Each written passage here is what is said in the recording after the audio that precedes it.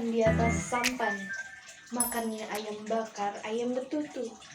Demi nilai saya yang harap-harap dilancarkan, saya ingin ucapkan dulu Assalamualaikum warahmatullahi wabarakatuh. Perkenalkan, nama saya Indah Oktaviani. Saya dari Prodi Sosiologi semester 2. Gadis Melayu eloklah nian, parasnya molek dan juga sabar. Bapak Ibu penguji dan teman-teman sekalian, apa kabar?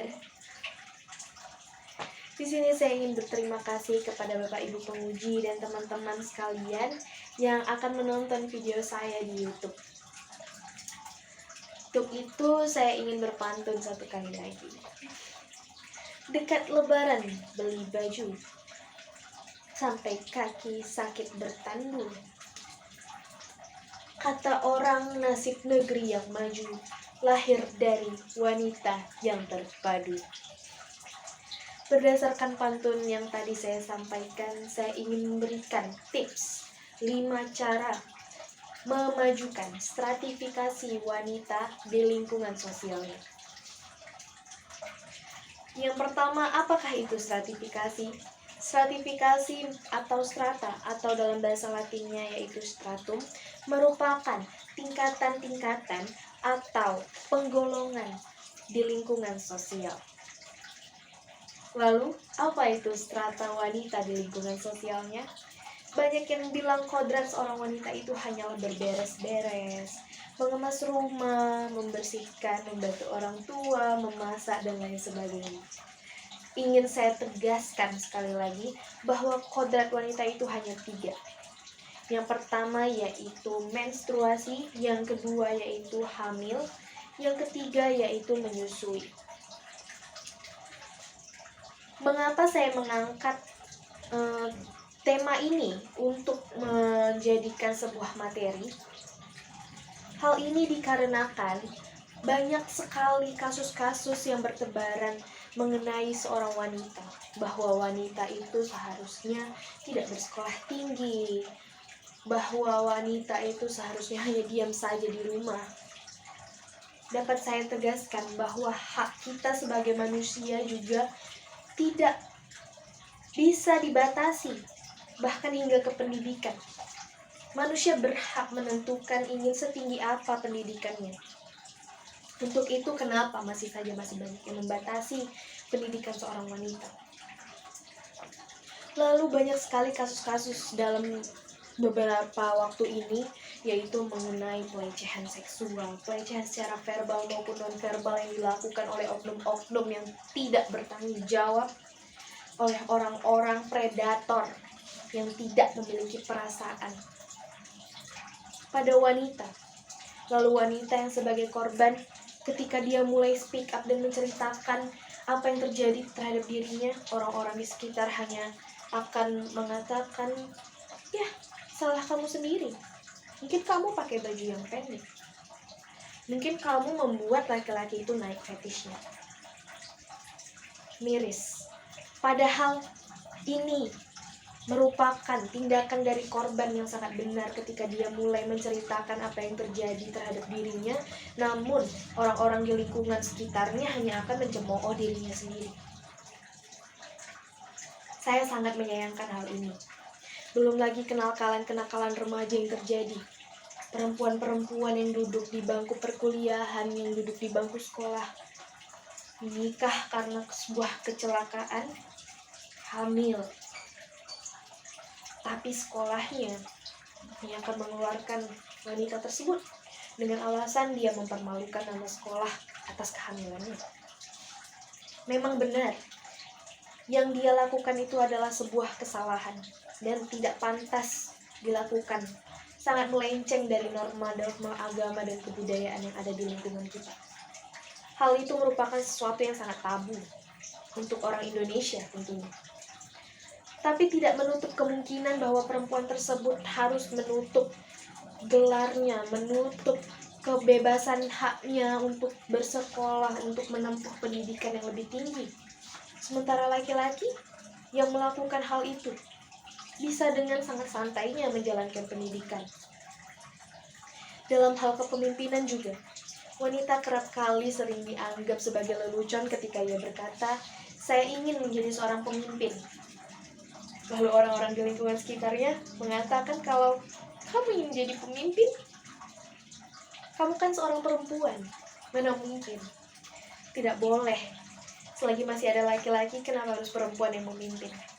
Kata-kata tersebut menurut saya sangat salah. Wanita juga bisa menjadi seorang pemimpin. Wanita juga bisa mengontrol. Wanita juga bisa menghandle. Namun, sering sekali orang beranggapan bahwa wanita tidak bisa memimpin karena hanya menggunakan perasaannya. Padahal sudah banyak sekali bukti di luar sana kalau hasil dari kepemimpinan wanita itu sangat luar biasa dengan menggunakan perasaan yang manusiawi. Tidak hanya menggunakan ego dan logika semata. Lalu, dalam hal ini saya ingin memberikan 5 cara. Bagaimana sih seorang wanita itu di lingkungan sosialnya tidak bisa direndahkan lagi, agar sama derajatnya dengan laki-laki, dapat terjun menjadi seorang pemimpin. Saya akan uraikan satu persatu. Yang pertama, yaitu membangun support system yang kuat dan sehat. Membangun support system yang kuat dan sehat tentu saja menjadi poin utama agar kita dapat membentuk pribadi yang menjadi lebih positif, lebih percaya diri lagi. Karena dengan lingkungan yang sehat tentu saja akan membuat diri kita menjadi lebih percaya diri dan lebih kuat dalam menghadapi dunia ini. Yang kedua, yaitu jangan pernah takut untuk mencoba hal baru. Seseorang dapat dihargai berdasarkan pengetahuan dan wawasan yang ia miliki. Begitu juga wanita. Dengan wawasan yang kita miliki, tentu saja kita bisa membuktikan bahwa kita juga dapat terjun ke dunia yang biasanya orang katakan hanya anak orang kaya yang bisa, hanya laki-laki yang bisa. Kita juga bisa. Lalu yang ketiga, kita juga bisa mencari wadah untuk menunjukkan kehebatan kita. Pada zaman ini sudah sangat banyak sekali wadah yang tercipta di bangku sekolah, di lingkungan perkuliahan, juga di sosial media. Bahkan kita bisa ikuti event-event, lomba-lomba yang kita bisa menunjukkan kehebatan yang kita miliki, bakat-bakat yang kita miliki. Kita bisa keluarkan dan salurkan agar kita tidak lagi dilihat sebagai wanita yang lemah. Lalu yang keempat, kita itu harus fokus terhadap hal-hal yang penting dalam hidup. Sebagai seorang wanita tentu saja, atau sebagai seorang manusia, sebagai seseorang, kita tentu saja memiliki target. Kita ingin membahagiakan orang tua, ingin sukses, ingin karir yang bagus. Hal itu bisa kita lakukan dan kita bisa fokus terhadap hal itu agar kita tidak terjerumus ke dalam sesuatu yang negatif. Lalu yang kelima, yaitu jujurlah pada emosi dan perasaan kita. Jujur pada emosi dan perasaan merupakan healing soul atau terapi jiwa. Kita bisa mengungkapkan apa yang kita rasakan. Kita bisa mengungkapkan kesedihan, kemarahan, kepedihan, kekecewaan, bahkan kebahagiaan terhadap orang-orang yang kita percaya, terhadap lingkungan kita, pertemanan, atau bahkan kalau misalnya kita punya gangguan mental terhadap diri kita bisa ungkapkan kepada psikolog. Dan saran saya, jika terjadi sesuatu seperti pelecehan, terjadi sesuatu yang membuat kita sebagai wanita direndahkan dan menyebabkan trauma yang berlebihan, kita bisa lapor, kita bisa ceritakan. Dan jika lingkungan sekitar kita tidak peduli dan tidak menggubris apa yang kita katakan itu, kita bisa ungkapkan di sosial media. Masih banyak sekali orang-orang di luar sana yang mau mendengarkan kita, memberikan keadilan terhadap kita. Dan menurut saya untuk saat ini sudah cukup. Kita semua harus menyamakan derajat dan strata, baik wanita maupun laki-laki. Tidak ada lagi yang namanya penguasaan, merasa bahwa oknum predator tersebut merasa bahwa wanita adalah suatu bentuk diam yang dapat dikuasai. Tidak ada lagi hal itu. Memang pada zaman ini hak asasi memang sudah disetarakan, namun masih banyak sekali orang di Indonesia ini yang tidak menanamkan itu di dalam mindsetnya. Hanya mengerti kata-katanya saja, tidak mempraktekkan dan tidak mendalami hal itu. Sekian yang dapat saya sampaikan, akan saya akhiri dengan kata-kata mutiara. Kita bisa menjadi manusia sepenuhnya tanpa pernah berhenti menjadi wanita sepenuhnya. Raden Ajeng Kartini, Agustus 1900.